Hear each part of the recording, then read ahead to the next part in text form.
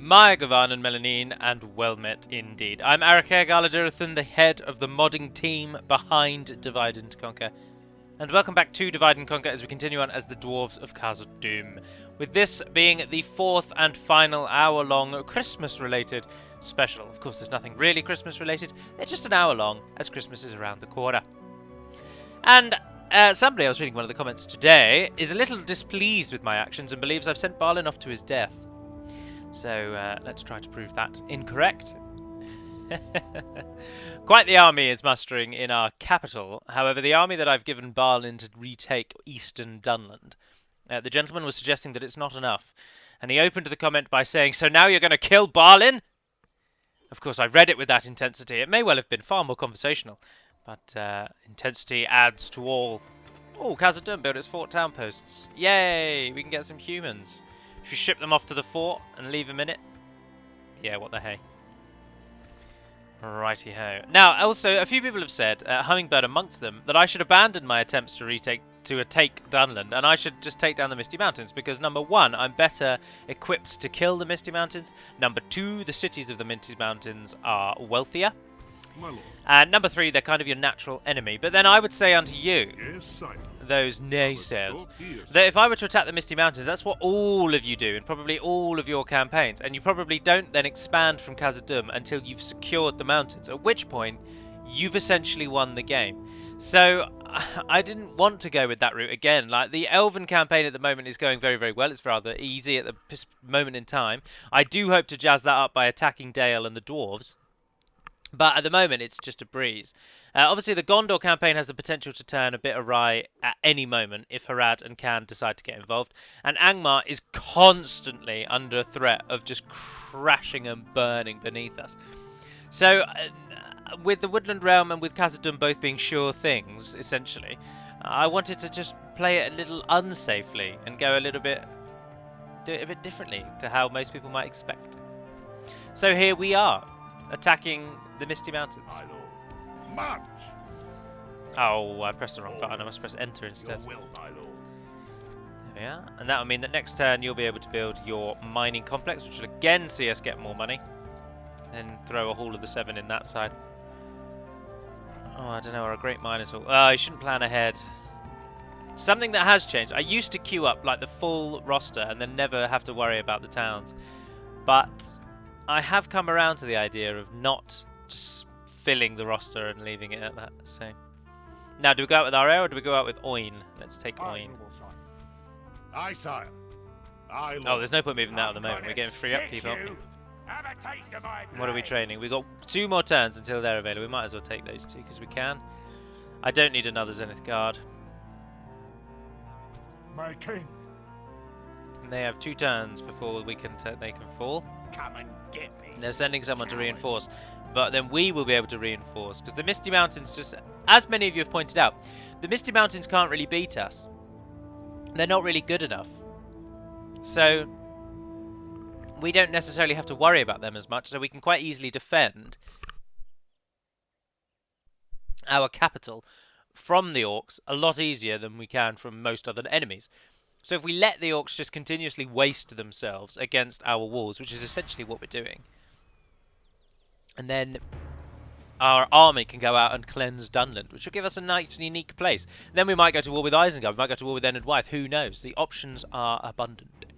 But High Lord Balin the Respected is up against Domhnallen and Roithrith, who has got Dunherd, Dunlending, and Fort. And Domhnallen has got Beast Slayers. Oh, our first time against them. Some Berserkers, some Cavalry, and some Huntsmen. But it still thinks it's 1-to-1 in our favour, despite being outnumbered. No surprises there. We are the Dwarves. Now, speaking of the Dwarves, and speaking of why the Dwarves often do so well, the auto-resolve, for reasons that I'm not 100% sure of, but I know the reason. I know this, but I don't know why. But the auto-resolve heavily favours a high armour stat. And because the Dwarves are almost completely armour-based, so some of them have lower defence skills than you might expect, but very high armour across the board, they do really well in auto-resolves. Which is why the dwarves as the three factions that we have that are dwarves. That's why they almost always do well, because the auto-resolve is always in their favour. And it is a problem, but it's nothing. It's not. Well, no, it's not a problem really. The dwarves are good. Like, just get used to it. Embrace yourself. The enemy have brought up more. Oh well, I planned that really Hope badly. to make up in numbers what they lack in courage. Really badly. Pause it. Wrong button. Pause it. Right, archers. Who's coming from this side? The army from the town. Okay. Alright, here's what we're going to do. Where's the others coming in from over there? Right, you men and you come and form a wall. Archers, you come and join that wall. Balin, lead the charge. Now, the gentleman who thought I was going to kill Balin, there is something that you failed to realise. Or two things. Well, you may have realised them, you may just not hold any stock in them.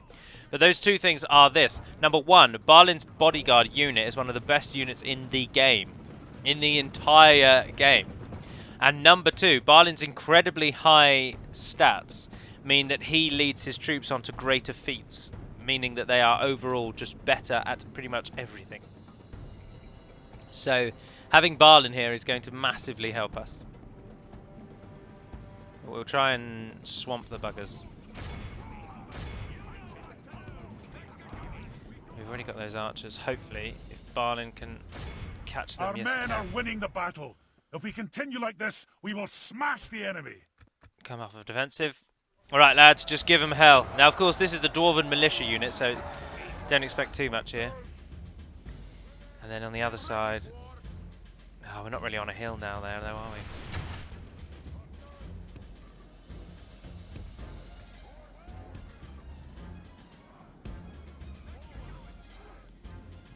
Have they got any archers? No, they haven't. Oh yeah, beast slayers.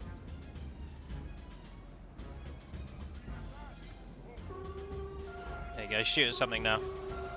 Good tidings. The enemy general. Oh, one lies of the dead. captains has died. We have sent the cart to hell. Probably this one because he was on the horse. Sentries, don't stay in defensive mode.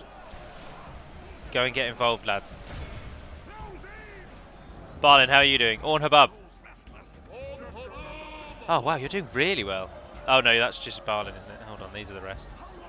Oh no, yeah, they are. Those ones up there are a bit surrounded, but these guys are about to beat. The 4 archers have been decimated. But then you'd expect that, because as I pointed out a moment ago, Balin's bodyguard unit is one of the best units in the game. So they're going to do well. Also, allow me to again apologise for a second thing related to those overview videos, and that is Gondor for Osgiliath. Now, it's not necessarily an apology, because as I say in the video itself, that video, the Gondor video, is basically unchanged from the original Gondor video, the original overview. General. That will teach the cowardly dog to turn tail and run. So in the original overview video, the only differences, mostly, the key differences, are that the Pelagia Marine unit has gone, or Lebanon Marine unit has gone, and it's been replaced with the Lamden Clansman unit. And that's about it. There's a few more forts here and there, but nothing major. So I kind of... anything that I've not said is in at least that other video. So people can still get that information somehow. Well, not somehow. They can still get that information by watching the other video.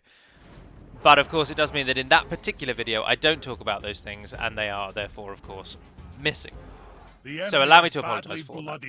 They have lost half their men. Now the Dol Amroth video has already been recorded, so anything that might be wrong with that one is now just wrong with that one. I'm not going to re-record another 30-minute or 40-minute overview video. So if that's wrong, it's just wrong, I'm afraid. But the ones after that, I will factor in. There's so much more stuff that I've now got listed to talk about, so the ones after that will be greatly improved. Our men are winning the battle. If we continue like this, we will smash the enemy. As you can see, we have absolutely smashed the enemy. Look how our we can't chase them down. Vanquished. Let all who remember this day remember it as the day of our most glorious victory. The Dwarven Volunteers got 203 kills, twice as many as Balin. That's our Dwarven Warrior unit. So Dwarven Volunteers are the same as the old Erebor unit that was just called Dwarven Warrior and is now called King's Warriors. Apologies if there was a noise there, I had to itch under my headset. And the Ered Luin one, I gave them a Dwarven name, I can't remember what it was. Gabilgathol no, that's the Golden Hammer card. A proud victory, glory and honor. We've taken Baruk. Noble conquest, sire. Oh, and then we got a mission to take Baruk. Yes. And we got 1,500 gold coins for it. I want a bride presented. Yeah, go on.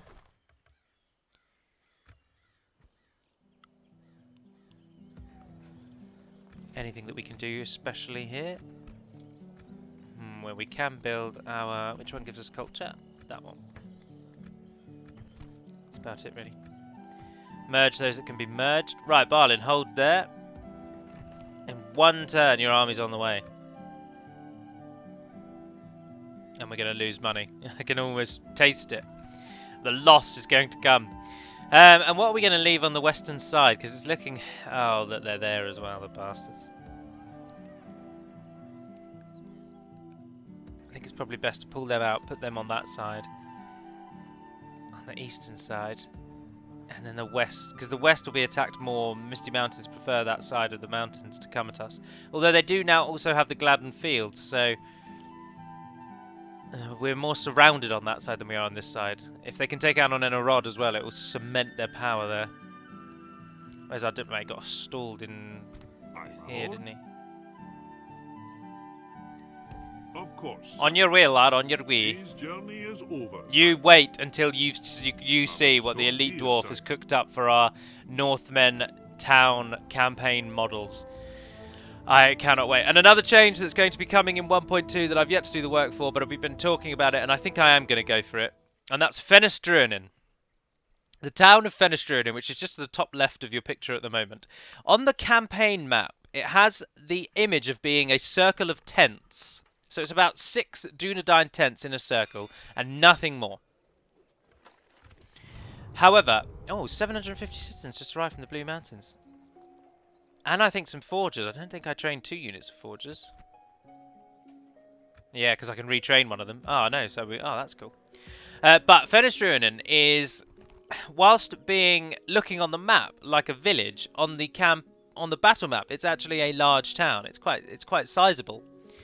So what I hope to do is I'm actually going to make it a village. You'll be allowed to upgrade it. You'll be allowed to go through as you can. And then it will take on newer looks as you upgrade as well. So it will then actually start to upgrade and look like an actual town. Obviously, it doesn't really look like that. I mean, if we toggle Fog of War, I'll show you what I'm talking about. That is what Fenestruinen looks like. It's just a ring of like huts in a circle. So that's what it's going to look like at the start of the game. And it's going to be a village. But I'm going to give it the option to upgrade, as I just said. And then you can upgrade it through the levels. And it might make the Northern Dunedain campaign a little bit harder at the beginning, which is ideal. That's what we're aiming for there. But anyway, who are we going to send south? So the better question really is, who are we not going to send south? Well, you're not going to go.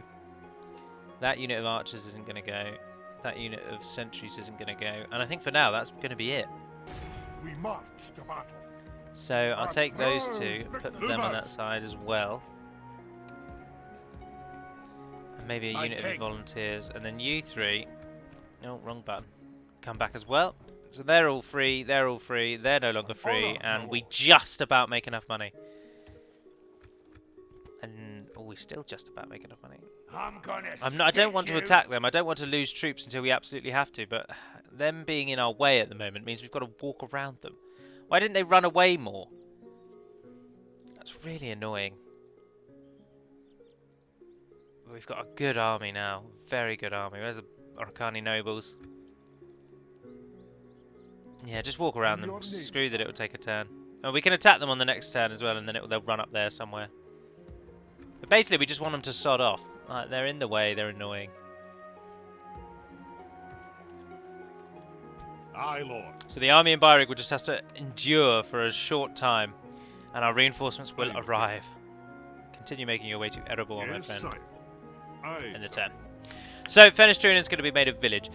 Secondly, this is a feature many of you may not have even realised, but Dale, Dorwinion and Rohan, at the moment in version 1.1 and all the ones before that, you can't actually build the town level large city.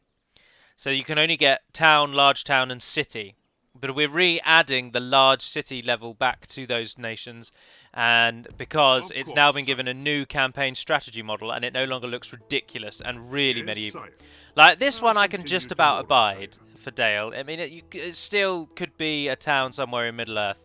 But the one above that has a really clearly obvious cathedral right in the middle of the... and I hated it. I just really hated it. So, Elite Dwarf, as I say, someone who you should put all your praise onto, has created a new town level for the generic Northmen line. And it looks... now it looks really good. It fits really, really well. So... that's really good. But also, and even more importantly, to this very day, so yesterday for all of you watching this now, he's created a unique Dale campaign strategy map model, and it looks fantastic. So I'm really looking forward to showing you all of those. I mean, in fact, I probably won't even need to, because you'll all be playing 1.2 long before the Dale overview comes out, so there's no need. But whatever the next overview is, I might just touch on them, because... I'm good. Hopefully, I'll have all of the files sent to me by the time I do the next overview. So that's very cool. We're looking forward to that a lot. Additionally, today I was in talks with them about potentially giving Bree their own line of upgraded buildings of towns as well. So Bree will be removed from the look that Dale, Dorwinion, and Rohan have, and they will get their own Northmen in inverted commas campaign models for their towns, their cities, their wooden castles, and their large towns. Aye, my liege. In your name, sire. Okay, we are now losing money, as we feared we might. But all we need is one extra town, and we will no longer be losing money. Or, additionally, if we can get the mining complex. And that will give us culture growth, just as we've capped out.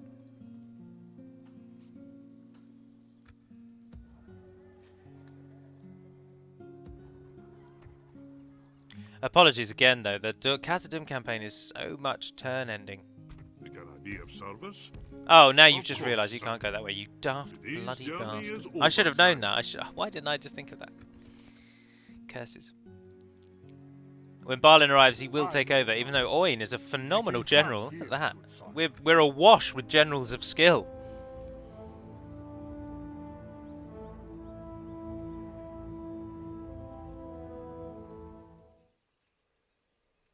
Awash, I tell thee. What other things are coming for 1.2? Yes, the orcs are getting the Fort Town Post. I think I was talking about that in yesterday's video.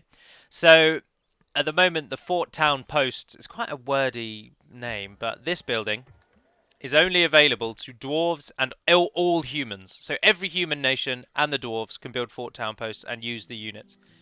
And at the behest of El Monstero, as I was saying, I think I did say yesterday actually, I'm going to give that also to the orcs. Rename it, give it a new image, and it's going to train the ranged orc looter and the orc looter, who will also be renamed, and stats will be edited. They'll be a bit more in line with the current fort style units, but they'll be more aggressive. And they'll be available to the orcs. However, in order to implement that and to get the last few bits from the elite dwarf who's doing all these last works for us, related to the campaign strategy models, in order to get all of those implemented and across, it does mean that 1.2 is likely to come out on New Year's Eve or the day before that, the 30th of December. Because Hummingbird is now away until I think the 28th of December.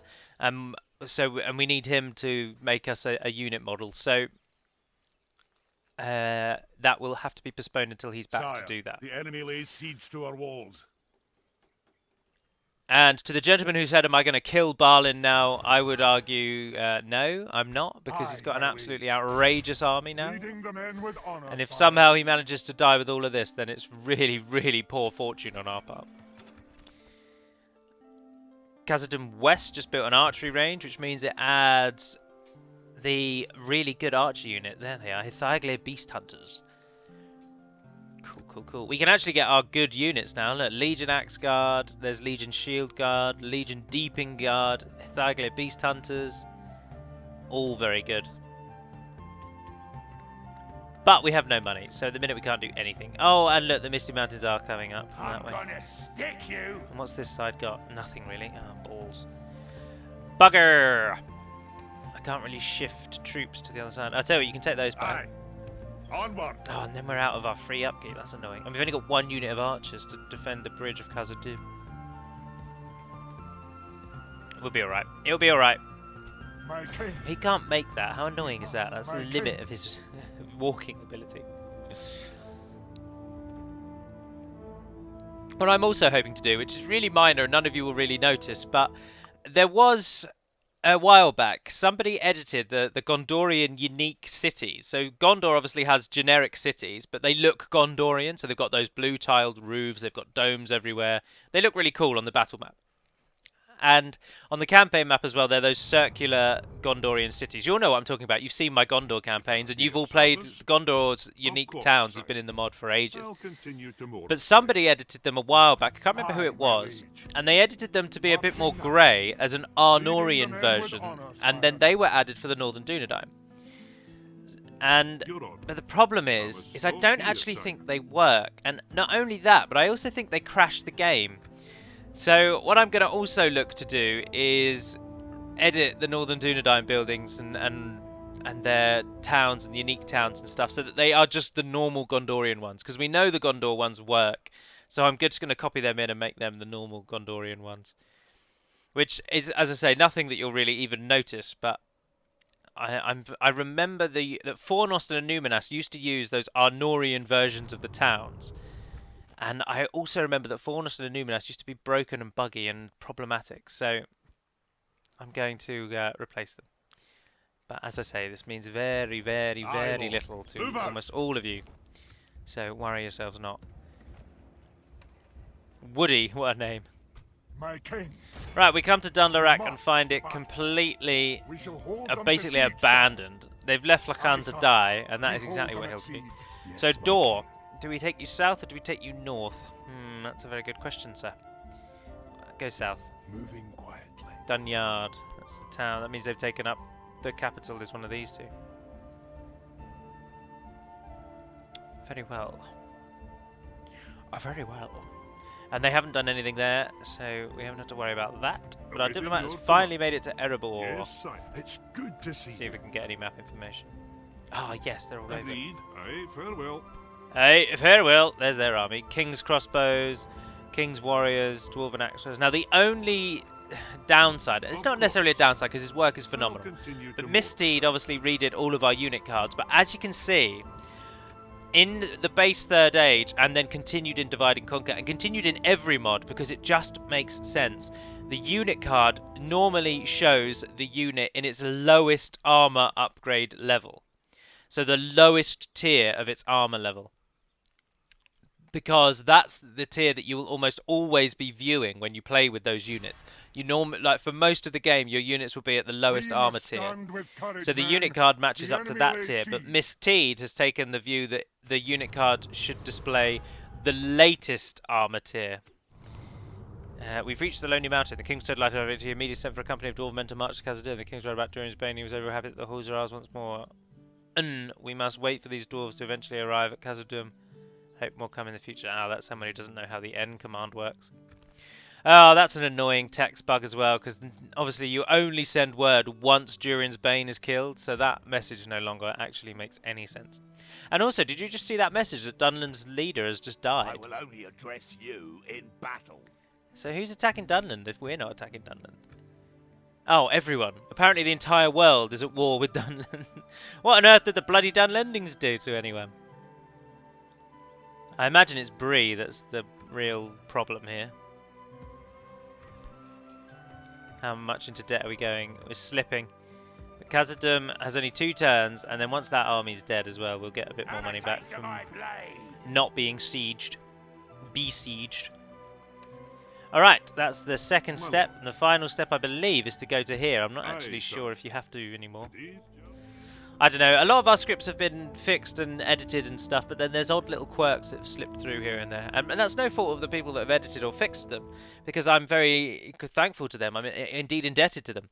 But when you're coming at someone else's work, it can be very tricky to get your head around what they were trying to do. And it can therefore lead to the odd error here and there when you try and edit their work.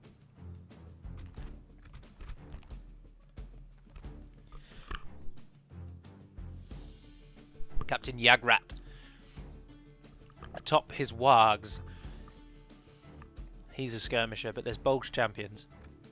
Ah, but look at our defense. This isn't even going to be a threat. It's going to be a right doddle. He says. No, I don't even need to say that. From experience now, we know that the dwarves are easy to defend. And this battle map is one of the easiest to defend.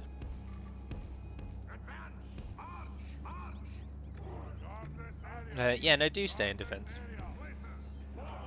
You're facing the wrong way, aren't you?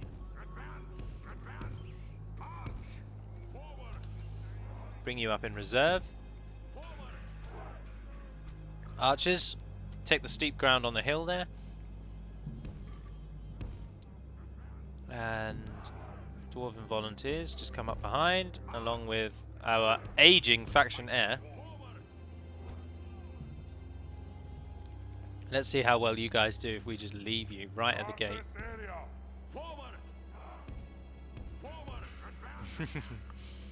Let's see how well you can do there. Start the battle. Move up. Hold your ground, laddie. Move up. Gentlemen, stand in the middle so that you're ready to cover, and we'll speed it up. Here they all are. Goblin band, wargs, goblin infantry, snagger skirmishers, Rudau pikes, more snagger skirmishers, Snaga, hillmen. Goblin band doesn't seem to have any archers in their entire roster. I should have checked before, that was really poor planning. And there is their battering ram. Curses! The enemy are battering down our gates. It looks so funny in sped up mode. Damn them all! Rubbish animation. The enemy's really, ram is through our gates. We stand ready to defend the halls of Khazad-dûm. The enemy have the walls. Look to our defence or all is lost. Look at that madness.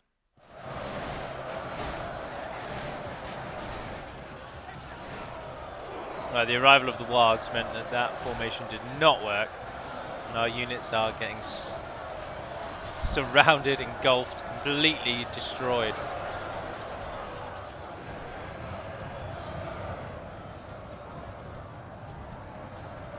Just out of range of our archers as well.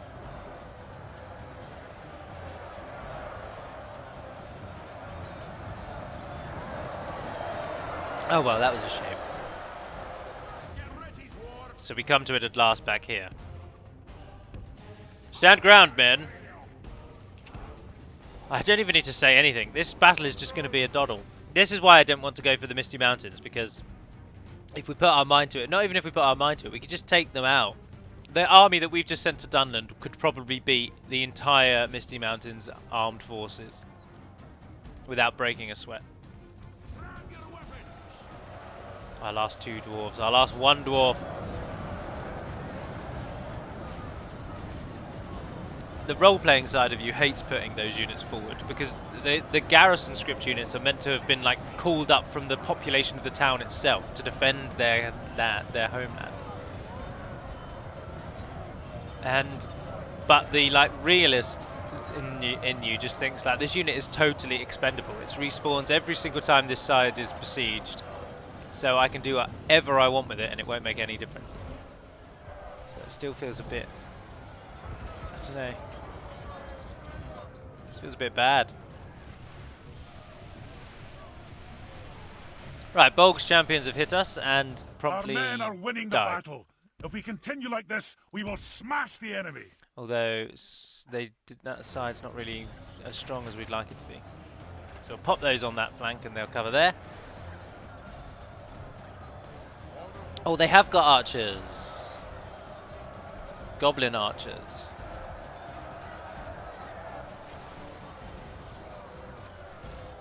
Oh, they're dying. Good tidings. The enemy general lies The captain dead. of the enemy We has have died. sent the cart to hell. And there remains only 6 archers. 5, 4, 3, 2, 1. Damn. Now it's just a waste of arrows though. Only half the enemy force remains. They've broken. They've broken. And in comes some goblin infantry. You guys might as well push up. The extra effect of you attacking will probably send them routing.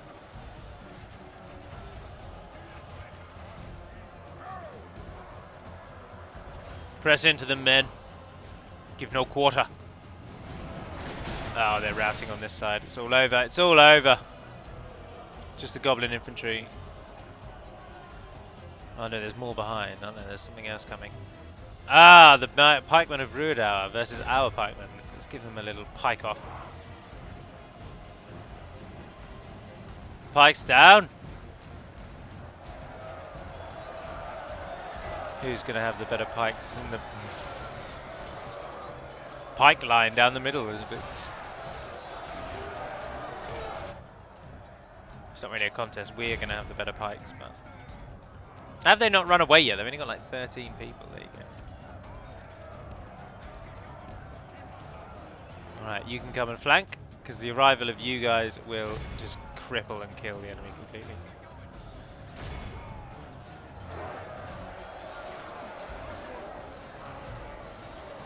How are we doing? Oh, the pikemen are getting slaughtered by us. It's because we're better pikemen, I'm afraid, men.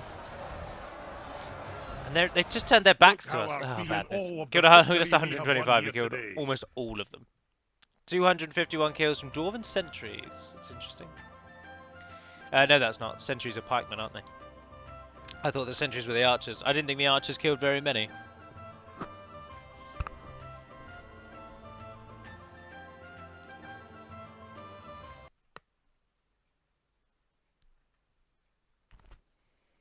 Kill them all. Oh no, you occupied by 4. However will I live?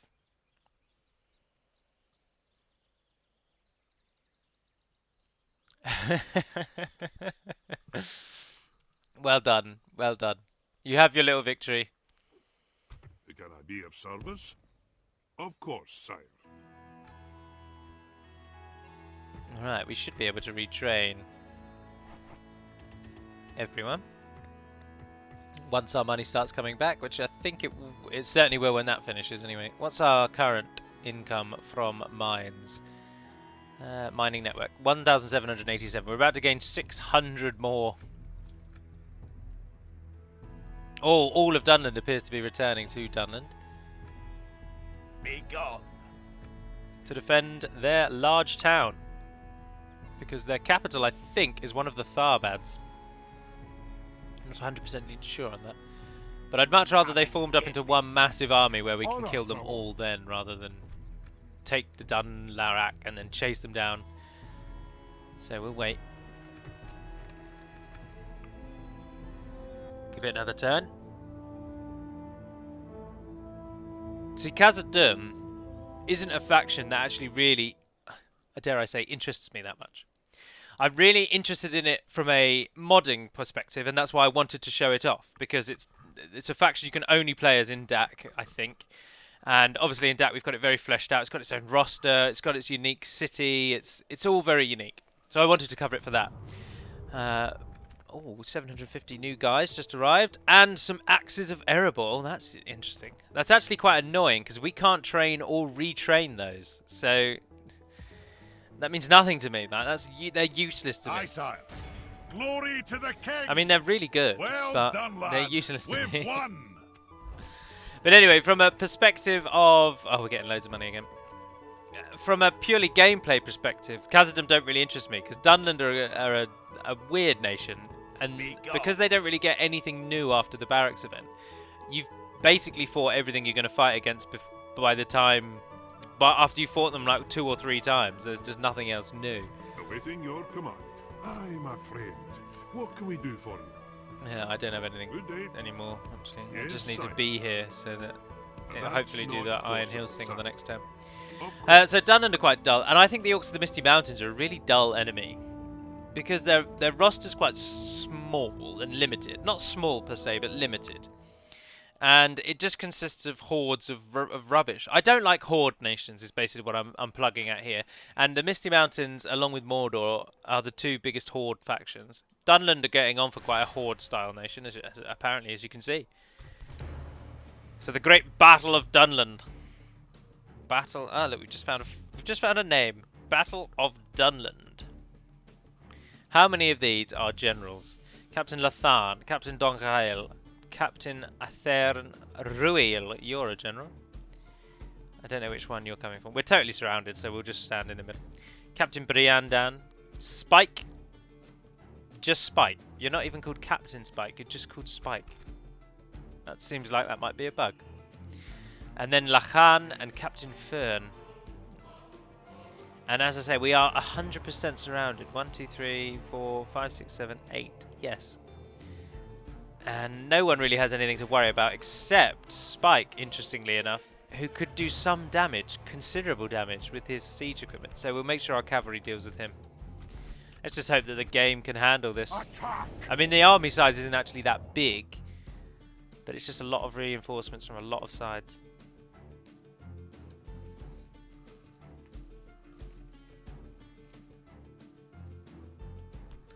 Well, we passed the first hurdle, at least got us to the battle map. So, as I say, we're surrounded from everywhere, so not too much really that we can do. But before we get into any of that, let's look at our cool army. So, coming from Ered Luin are the Nogrod Shield Bearers. And there they are in all their Ered Luin finery. The symbols of Ered Luin adorning their large shields. Coming from Erebor, but not upgraded yet, are the King's Warriors. So they're just standard Dwarven Warriors because they don't have that armor yet. Additionally, from Erebor are the King's Axes, suffering from the same problem. They don't have the armor upgrade yet. And there's the Ered Luin Warriors. Oh, they are just called Ered Luin Warriors. I thought I might have called them Nogrod Warriors, but I don't think they're in the same sort of class, so I don't think they matched up. From the Oricani, and with their great Pavis shields, are the Blacklock Crossbowmen. Looking particularly cool, I think. One of my favourite looking units. Also from the Oricani are the nobles of those mountains. And there they are in their heavy armour with the red tinge of the Red Mountains. Are their home. And that concludes our roster. So, we've got 4 units of archers. I couldn't even tell you which army is the biggest army that's actually attacking us. But this hill here seems to be like a good place to start. So, right, we're surrounded on all fronts. So, someone is attacking us. And it was the guy to our right, wasn't it? But that means there's going to be one in the corner, one in the corner, one in the bottom, one in the bottom, one in the corner, one in the corner, one in the corner. So, the bulk of the enemy is going to be coming from that way, because you've got 1, 2, 3, 4, and 5, sort of. And then only 1 and 2 behind. I really want to just go into like a circle and just sit on top of the hill in a full-on circle. But this would be the best place to sit on top of the hill.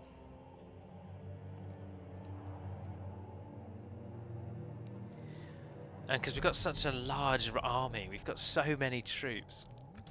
We just don't need all of them. What Dunland have sent is just pathetic. I'm tempted, highly tempted, to take, like, to go to a corner, rush the army that comes in from that side, and then just sit with the whole battlefield in front of us, so that they're only ever going to come from one way, but that's just quite dull. No, I think what we'll do is we'll go for the Great Dwarven Sphere. And we'll just use everyone.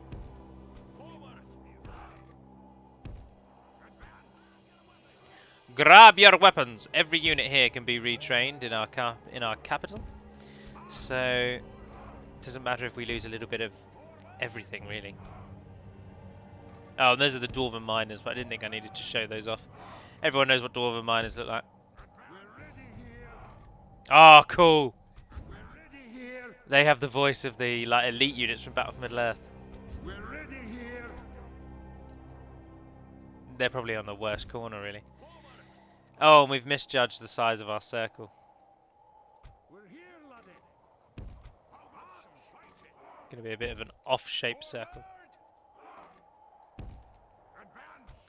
Advance! We're ready here! Forward. I shall lead you! Forward.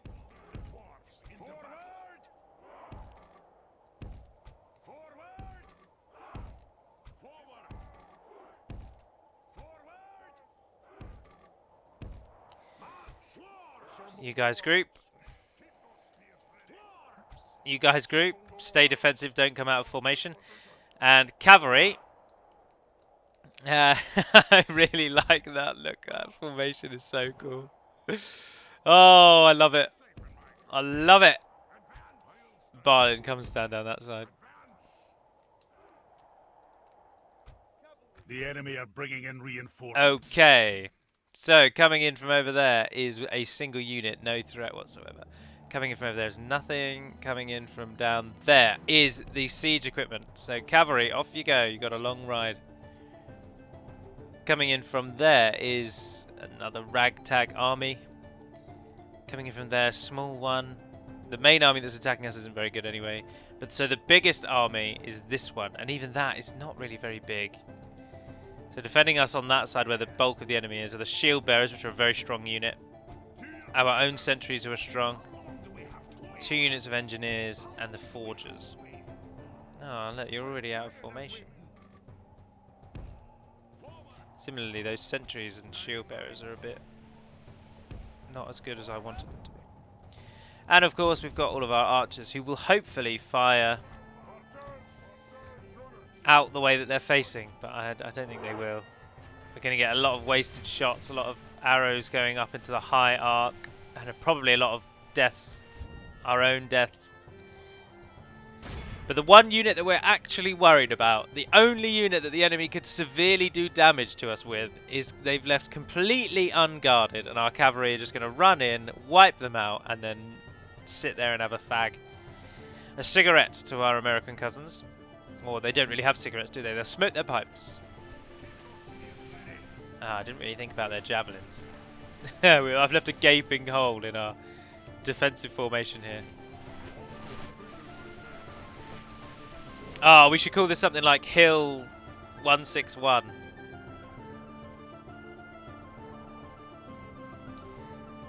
Let's call it Hill 42. I don't even know if that has any relevance from the World War arenas, but I know that they had battles that were just called things like that because they just gave the hills numeric names. Blooded. They have lost half their men. So just assigned numbers to the key hills in the staging areas. But obviously we are defending the top of this hill. And might I say, remarkably interestingly, with our massive shield trim formation. Now the enemy does still try and poke holes in it. See this, because this formation has, obviously the enemy, the AI, not obviously perhaps, but the AI in battle is set up to try and flank you. That is what they always try and do. And if they can't flank you, they really do often struggle. So if they absolutely cannot flank anything, like here, what they tend to try and do is at least hit you in the points that kind of might be considered a flank. So they might try and get those corner points where your two forces meet. But either way, it doesn't no good. Zero good, and they just die. Crossbowmen are shooting something. We didn't lose a single cavalryman in our charge of the siege equipment. Unless their captain can take one of us down.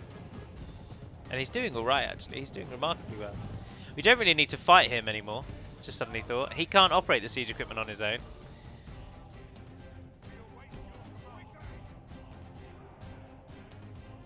So, they're no threat to us anymore, so ignore them. Anyone else that you can charge? Any sort of javelin men we need to worry about? I'm wary of getting involved with cavalry because they can chase us down and lock us into melee. So just walk up there. Another charge comes from the men of Dunland. Right into arguably one of our weak points. There's the captains of the Erebor force with their dwarven shields. Formidable. Formidable. How many have we lost? 4%. Only 10% of the enemy has died there. We have lost quite a lot of our archers actually to their archers and to their javelin men. Right, cavalry, let's see if we can't use you a bit better. I can only see that one unit of archers, so let's circle round and kill them. It's coming in from that corner, they're a long way off. Spearmen, bandits, or outlaws, sorry. And wildmen mercenaries, or whatever they're called now. So in terms of actual archers, that is their only archer battalion. It's just javelin men that's a bit of a problem. And Dunlending huntsmen are one of their javelin units. But as you can see, they are surrounding our great defensive point. There aren't really any weak points yet, but the Nogrod shield bearers have taken a bit of a hit. But they're holding firm. They didn't march all the way from the Blue Mountains just to die at the feet of some scumbag Dunlendings, let me tell you that for true. If they're to offer their lives, they'll offer them at the time of their choosing. Lies dead. We have sent the cur to hell. We're going to get told that a lot. There are 8 enemy generals that are to die if we are to win this. And they all will. Boiling. On hubbub, please. Our cavalry's moving into position. Let's speed it up a bit because we're going to win. I mean, there's no two ways about it. Although we have lost 10%, so they've killed 50% of what they've lost, which is quite a good ratio for Dunland. If we do end up losing half of our force for them to lose their whole force, it's going to be very negative. Oh, we've got a full-on gap here. You've charged without orders. That is not how we do this. Return to your stations. Right, let's tell the whole army that they no longer have to be defensive. The enemy is no longer strong enough for us to worry. So if you want to break out, feel free. The enemy are badly blooded. They have lost half the enemy army flees the field.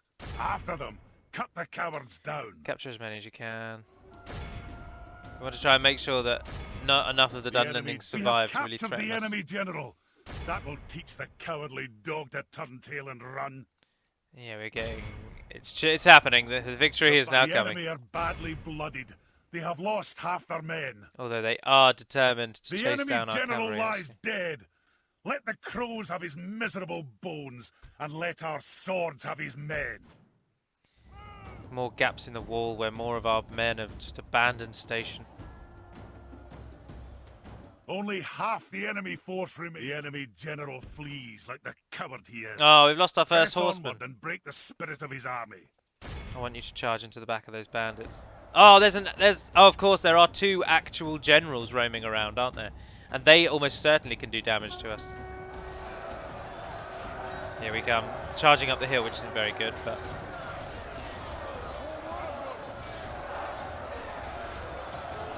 not very good at all. That was an abysmal charge.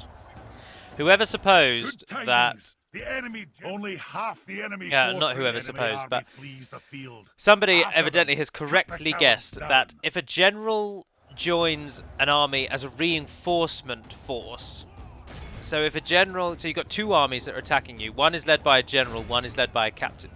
If the general dies, the army that is led by the captain isn't actually affected by his death in terms of morale. And this we got from one of our videos a while back, where the Witch King video, I believe. The Witch King died, but the orcs commanded by the force that he was reinforcing did not run away, because he wasn't their actual commander. And that is how it works, unfortunately. Look how our cowardly foe. Surely there's hardly anyone the left. Enemy force remains.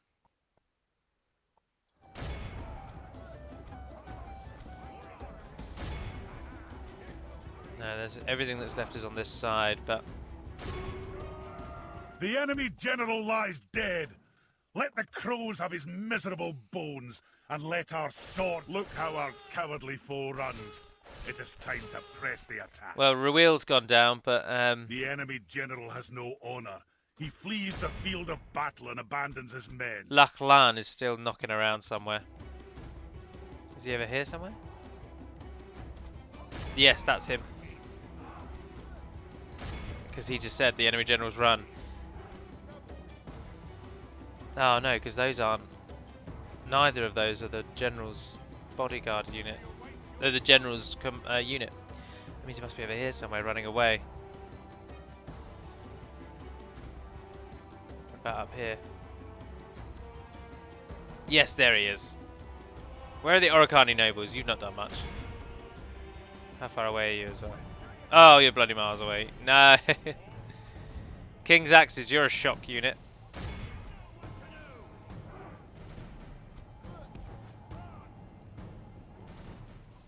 No, they're not going to do well. They're charging our pikes. And as everyone knows, our pikes are our best. Cowardly foe runs. It is time to press the attack. Don't let him run. Do not let him get away.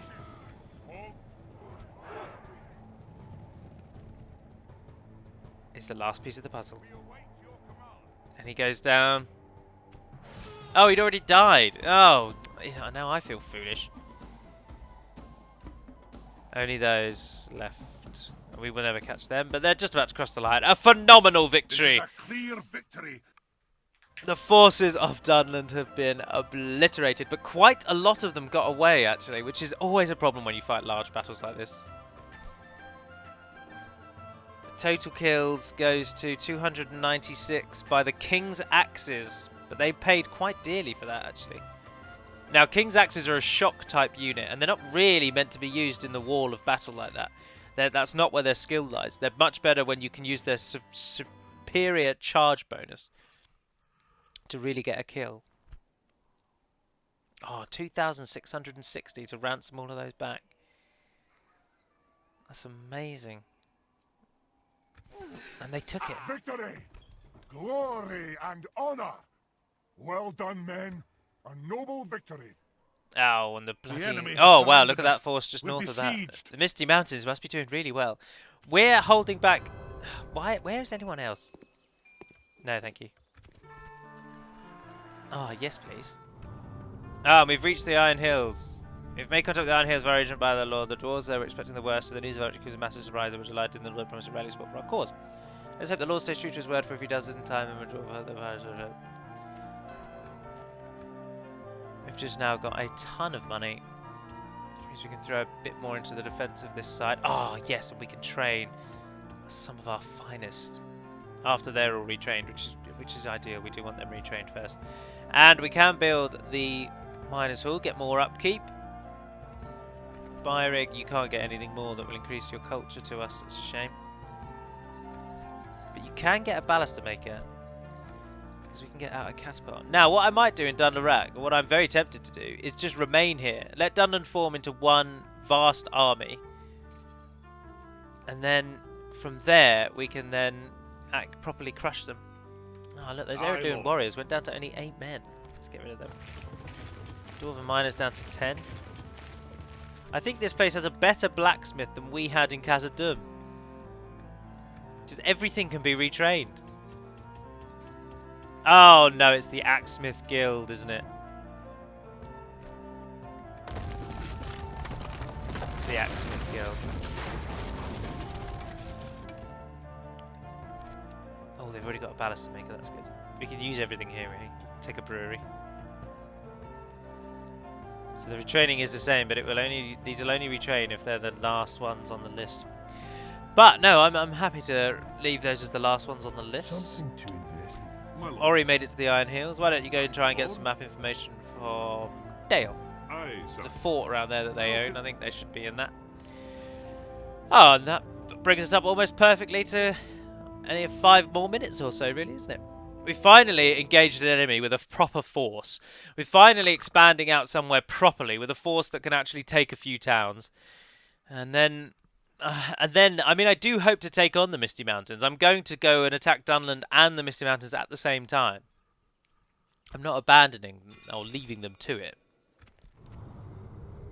Reinforcements have arrived from the north. Good. Yes, sire. They want us to go to I Dorwinion. must Well, on stop your way here, past, you sire. might as well see if you can go through Dane's Dale. journey is over, sire. I'm surprised Dunland aren't forming up into a force, into a proper coherent attack force.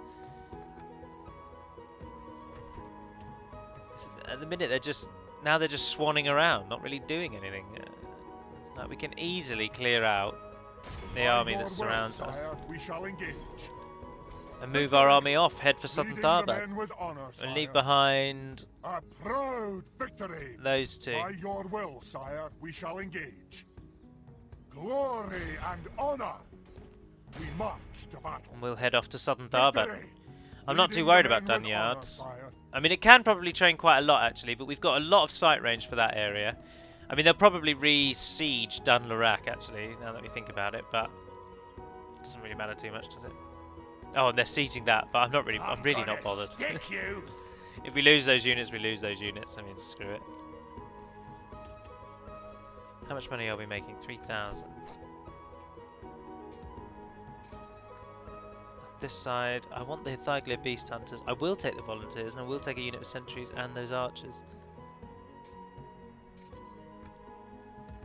So we will form an army up here. But I do like the idea of leaving a general in both Khazad-dûms at all times. So we will actually train a new general to lead this mini expedition. Expedition? It's not really a word, is it? We lead this little expedition that's going to go north to Zakala. Once we have taken Zakala, the orcs will be a lot less inclined to attack because they've got to come through the Vale, and the Vale of Anduin should hopefully be defending us on that eastern side. Obviously, they don't go through Imladris because Imladris defends itself, so they can't get through there. But they might come down the eastern side of the mountains there to retake it. So if we can stop, if we can take it now, if we can get them, if we can take it early, then hopefully that will stop any further attacks on Khazad-dûm itself, which will defend obviously our capital. If our capital doesn't have to be defended constantly with a large force, we can take that force out. We can become more aggressive. So the potential for aggression is greater if our homeland is secure. Essentially, the old adage that the best defense is a good offense is what we are going to use here. But we will end this episode with the defense of this little fort by the axes of Erebor against this little army. We'll probably do alright, actually, to be honest. But as I say, I mean, that's a bit of an... For the king! I'm a bit... I'm not annoyed. I mean, the real benefit of spreading the word, although it doesn't really line up anymore, is getting the Hall of the Seven. But I don't like getting units that I can't retrain. And I can't retrain those Erebor Axemen. Baruk Khazâd! Welcome to a standard northern fort. Well, actually, there are 5 different variations of the Northmen fort, which is this building style. And this is the smallest and worst of them all. The best one is in the files. I mean, unfortunately, they've only got file names. But the best one is called Knightly Order Fort B, and or Knightly _Order _Fort _B, and that's the best one. It's quite a big battle map actually, and it has a moat. Oh no, sorry, it has a hill. It's on top of a hill. The next best one is called, I think it's called Stone Fort B, and that one has a full-on moat. You can only attack the gate. It's a really good battle map. And then they get progressively worse. Now this one is Stone Fort D, and as you can see, it's not that great.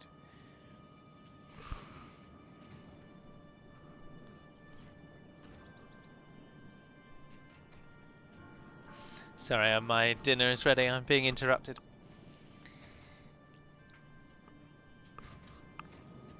I will pause it, and I will have to re-record in a moment because I am hungry. So for you, a second will pass, and for me, about half an hour is about to pass. So do bear with me. That's the run button. That's the pause button. Hi. Welcome back as we continue on as the dwarves defending this little fort. Now, of course, for you, we're not continuing on. We're not welcoming back at all. Nothing actually happened, did it? But I have just gone and had a delicious dinner. So there you go, there are 5 of these forts, as I was saying, and this is fort number B, or fort letter B. Interestingly, or maybe not interestingly, but there's an additional fort, which is just a wooden palisade wall with rows of tents in the centre.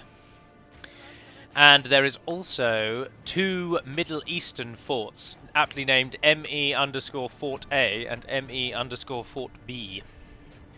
And those I am hoping to get into the mod for 1.2, but I'm running into some problems that no one has yet been able to help me with in the Total War Center modding forum. But I've got some weird shadowy textures on the forts themselves.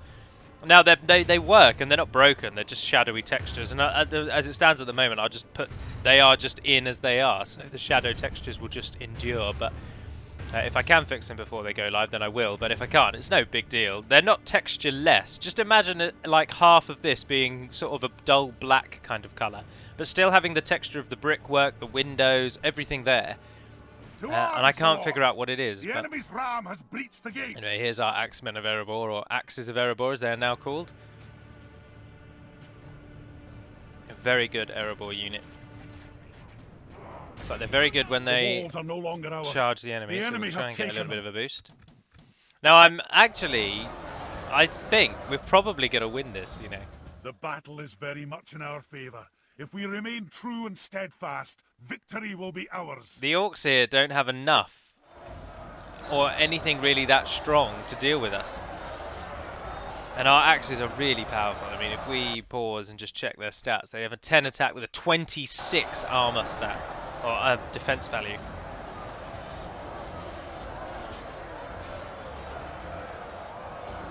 There's the Erebor captain.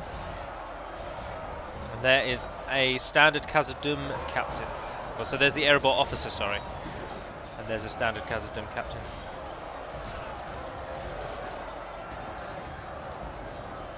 Good block, sir. Good block. Oh, that was right down the face. Oh, now he's prodding at him. Right, let's speed this up because it's just going to go on. 20% of the enemy is dying. At this speed, it's like every second is a percent. When the enemy captain dies as well, who I believe are the Wargs, that's their general there, I think.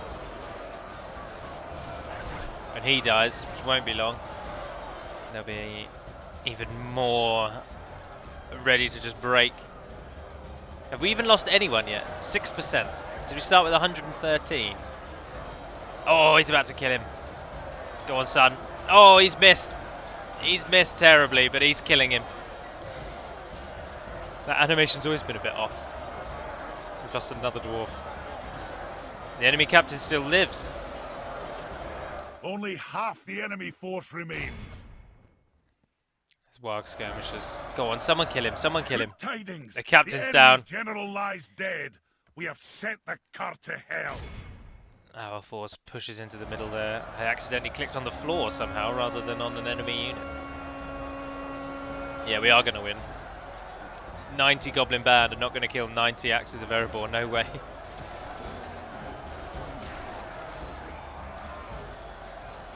Our captain still lives.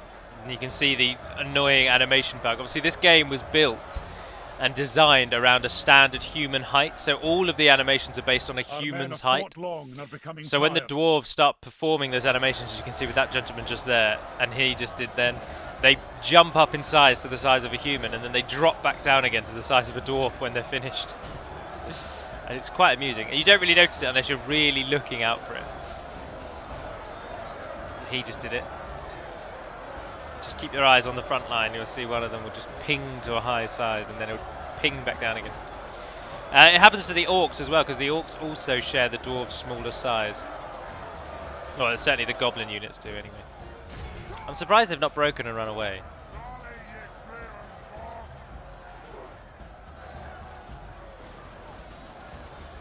They're hitting away on our captain there. There's only 15 left of them. They're wavering and they're running. And is everyone running? No. 15 of them stand alone. I can't believe they're going on that long. We lost 18 men. We killed 316. That basically means that each of those dwarves killed 3 orcs apiece. Or maybe a little more than that, because we lost 18 men and we started out with 110. Oh, it's useless. Run for it. Oh, I don't know why he's just said that. We won. My lord. My king. Well, they didn't siege Dunlarak, which is interesting, and if we can take southern Tharbad, we block off that larger army at northern. My king. But they've got a turn in which to... no, we'll keep our army together. We'll keep our army together. Dunlarak got that. I'm surprised they haven't tried to re-bribe that as well. I mean, they must have tried a few times to bribe it. I'm surprised they're not continuously trying to bribe it, because they can probably get it. In the north here, our army is training. They were all retrained. They will remain. All of those will remain. So the army that is being built now is going to be formed up into one and taken away, along with a great many of these, including... Oh, the Zenith Guard are training, aren't they? And where did we send our diplomat? You. Let's hope you finish off. Oh, we walked right past happy to the deal town with we wanted to go to. I do not believe. And they don't want map information, buggers. Continue on to Dorwinian then. I must stop here, sire. Burmarlinge. Right, well, I'll use that to end the episode. So thank you very much for watching, if indeed you have. Do stay tuned on... What day are we on? Where are we? It's Thursday I'm recording this. It's going up to you on Friday. Christmas Eve probably won't have a video this week, so there won't be anything on Saturday. And Christmas Day, there will be. It'll be the Dol Amroth faction overview video. And then the next video after that will be on the day after Boxing Day, which will be Angmar. So that's the current schedule. So there won't be anything now until... Well, yeah, so Merry Christmas. Because the next video after this is the Dol Amroth one. So if you've got any questions, pop them in the comments below. I've been going through and doing like big comment answering sessions and coming back to it. Khazad-dûm is now properly kicking off. You could probably not have seen any of the ones before this episode and just seen this episode, and you would have got an idea for, like, you could then get behind the campaign as we now take on Dunland properly. If we can take Tharbad, the two of Tharbad, I think Dunland are out. They might still have one or two left, but nothing that can challenge us. And our army is quite powerful, and I don't think they'll stop us. And of course, we're retraining an army now that's going to take Zag-Kala. But for now, that will be all. So thank you very much for watching, as I say, if indeed you have. And until we speak again, dear friends, Navar Naden Pedimad Melunin, and farewell.